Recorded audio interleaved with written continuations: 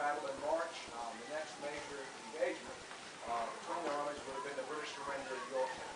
So two very important sites here that we're talking about, and we're glad that you came out today just to get some sights and sounds of the American Revolution. Of course, we're all up here pretty much in our red coats. So who thinks we're British musicians? Nobody. Wait a minute. Right back here. Cowpens. Where's your drum, sir? Sometimes you join us. But, no, we're American citizens. And here's the Battle of Cowpens, and of course the Guilty Courthouse. The first Maryland Regiment would have been here. And musicians attached to the first Maryland Regiment wore the opposite color of the line itself. So you see the soldiers in uniform, the blue coats and the red facings. Musicians wore exactly opposite of that. What most of us have on here today. And there's a good reason for that, because music is very important. And you need to know where your musicians were so they can get out critical commands, not only in camp, but on the battlefield as well. Now, if you're around the camp, there were certain signals played by the musicians that meant for soldiers to do certain things throughout the day, just like the military today. You don't come and go as you want to. You have to pretty much be told what to do.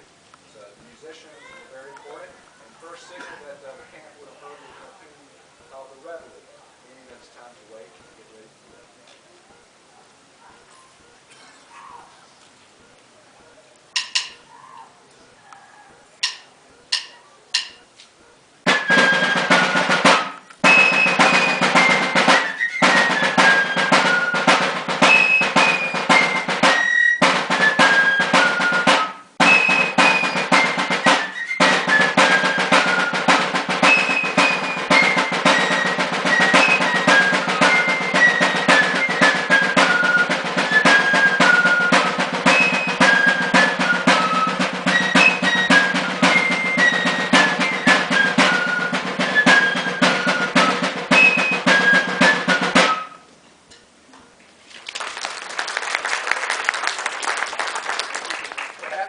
Signal played in camp for the soldier would have welcomed, obviously, would have been the meal call.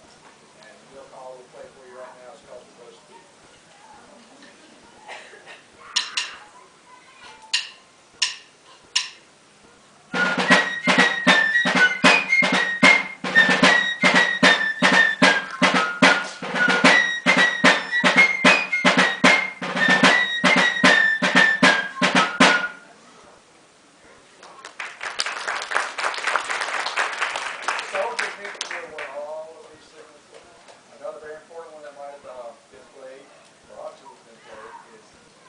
Sound of an alarm. If the enemy were close by, you would have to gather your weapon and be prepared to fight.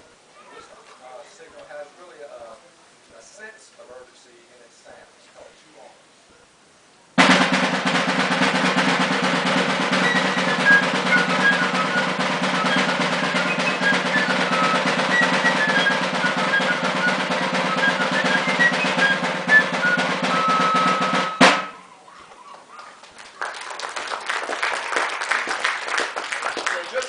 Signals, but there were many, many, many more. And these instruments were chosen because they were good signaling instruments. The pipe here is just a member of the flute family. It's been around for a long, long time. Just a simple piece of wood, bored out in the middle, one piece of cork in this end, and of course 7 holes. 6 holes down here to produce different theming situations, play different melodies, and of course it's called a blowhole right here to produce the air string. So the instrument, very crude, and it's not very easy to play. Okay?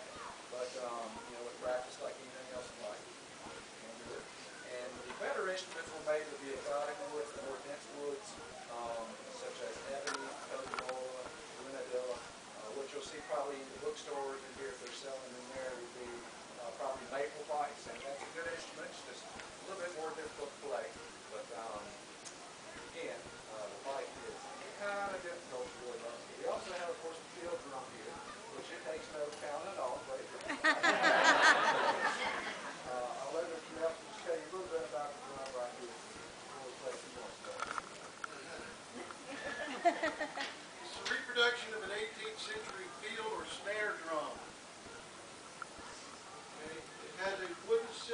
the center, hollow on the inside, has two hoops, one on either end, and those hoops are important because they hold the heads in place.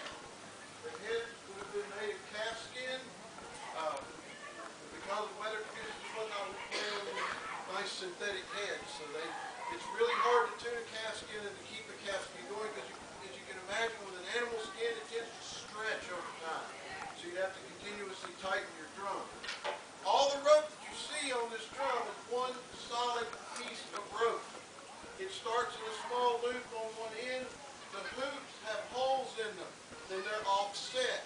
So you would take and start, you would weave back and forth going between the hoops to hold the entire drum together. If this drum rope was not on this drum, the drum would simply fall apart. So you would go through and weave it back and forth. Then you pull it as tight as you can. And then you would tie it off in what's known as a monkey's tail, which is basically a self-tightening knot. It's wrapped around itself, and it just keeps tightening the rope and helps you get it good and tight. But then it's still not going to be tight enough, so you're going to need to do something else. And that's what these leather pieces here are called ears or lugs. When they are pushed down, it helps pull the two heads together and tighten it up really good. It's called a snare drum because it has snares on the bottom. In the 18th century, the snares would have been made out of animal entrails, animal intestines, because they were really good and fibrous. They could be stretched, twisted, and dried into a very nice brittle string. And what you would do is stretch that back and forth across the bottom of the head so that when you struck the top head, the bottom head would rattle. Those snares rattle against the bottom head. Now, we went through a couple of tunes with the fifes that were drum calls. I'll give you a couple of very, very simple drum calls that were used, simply drum calls, just for marching and maneuvering. And yes, they had to be told which way to go. So the commander would give the command to right face. Soldier would turn right. The verbal command comes first. The soldier's action command, or the soldier makes their action on the drum. So the command will be given left face. The soldier would turn on the drum command. If the commander needed the unit to turn all the way around, the easiest thing for 18th century soldiers to do would be a right about face. You can tell this thing's hanging off to one side here and it's kind of cumbersome. Soldiers are going to be carrying a musket, and they're also going to they're carrying a musket on this side, and they've got a cartridge box over here. So if they were to sling around to the left, that stuff would kind of fly out of place. So it's easier for a soldier to grab that box and spin to the right. So be to the right about, face.